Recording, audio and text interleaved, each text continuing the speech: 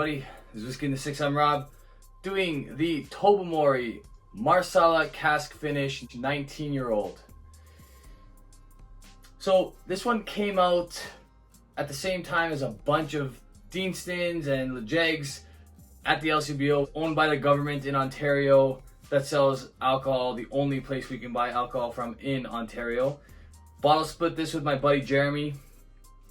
55.7%, and we had high expectations for this one. I think it was just north of $300 if I'm not mistaken, or just south. I can't remember exactly. When I first got this bottle, I had high expectations. I thought it was going to be really good. Then I revisited it and I was not happy with what I was tasting. Let's see how it is today. So, this is a Marsala Cask Finish, which is an Italian fortified wine from Sicily, all right? Which has given it quite a bit of color, actually.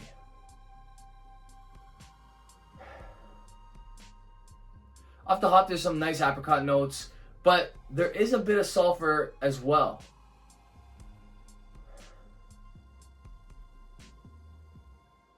Not quite towards the ammonia side of sulfur, but definitely present on the nose.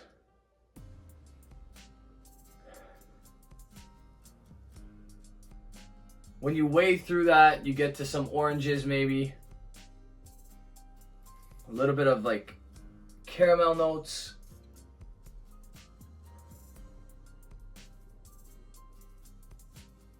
And it gets sweeter as it opens up a little bit more.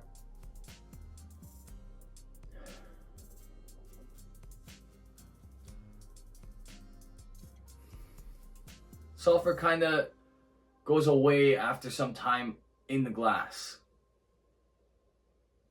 Again, this was a bottle split, so I haven't had much of this. Jeremy poured out his portion and gave me the rest.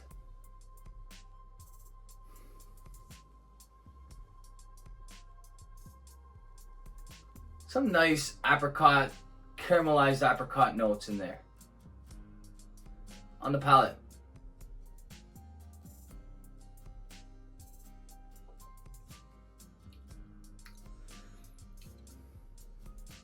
So the sulfur kind of carries over on the palate, but definitely not overwhelming. Really sweet on arrival.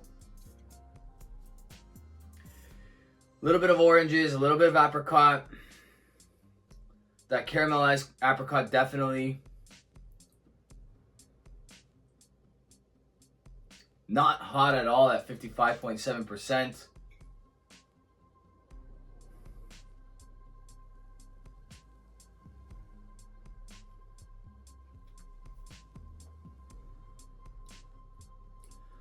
So, I actually thought I was going to butcher this one when I came to review it, because the last couple times I tried it, I wasn't that impressed.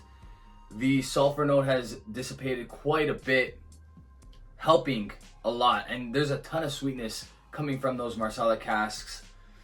Lots of apricot, lots of orange, lots of sweetness, lots of caramel. Maybe a touch of chocolate.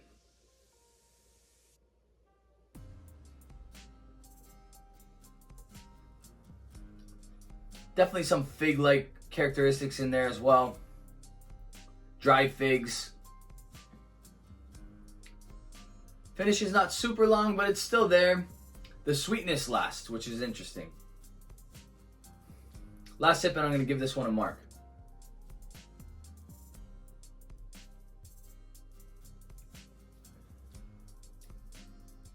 So not bad overall. Tobermory owns Lejeg, but they're also under the umbrella with Bunnahabhain and Deanston, all right? My favorite of the four is still probably Bunnahabhain, although they've tapered off in most recent years. Lejeg usually puts out great stuff unless they're heavily wine cask influenced, and then I kind of avoid those ones, but their main line is actually excellent. Most of these are really good. They have big fandom now.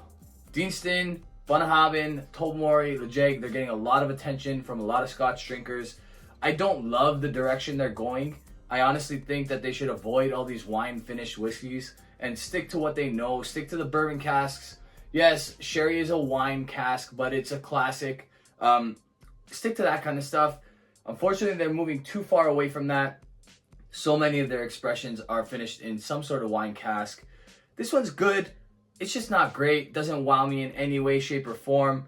I'm going to give this one an 85. I think it's good whiskey. I definitely wouldn't buy it again for the price.